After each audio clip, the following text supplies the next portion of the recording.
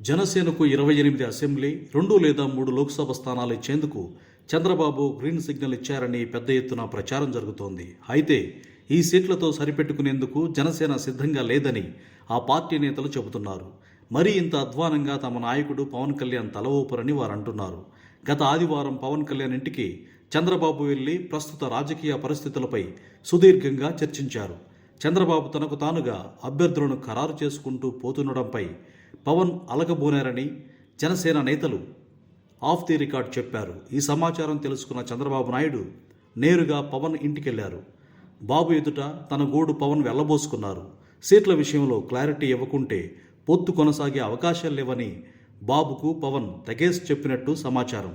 Pawan already సిద్ధం చేసుకున్న జాబితాలో 20 అసెంబ్లీ 2 లోక్సభ స్థానాల్లో ప్రస్తుతానికి పని చేసుకోవాలని సూచించినట్టు పెద్ద ఎత్తున ప్రచారం జరుగుతోంది. ఫైనల్గా 28 అసెంబ్లీ 2-3 ఎంపీ సీట్లు జనసేనకు ఇచ్చేలా బాబు పవన్ మధ్య అవగాహన కుదిరిందని టీడీపీ వ్యూహాత్మకంగా లీకులు ఇచ్చింది.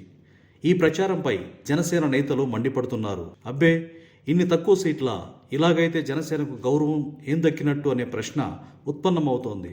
తమ నాయకుడు 60కి పైబడి అసెంబ్లీ 5-6 లోక్సభ సీట్లతో పాటు సీఎం పదవిలో వాటా అడిగారని జనసేన నేతలు చెబుతుండడం విశేషం. 28 అసెంబ్లీ 2 లేదా 3 ఎంపీ సీట్లు ముష్టిగా వేస్తామంటే ఒప్పుకునే ప్రశ్నే లేదని జనసేన నేతలు స్పష్టం చేస్తున్నారు. జనసేన సోషల్ మీడియా కూడా తమ పార్టీకి బాబు ఇచ్చారని చెబుతున్న సీట్లపై సంతృప్తిగా లేదు.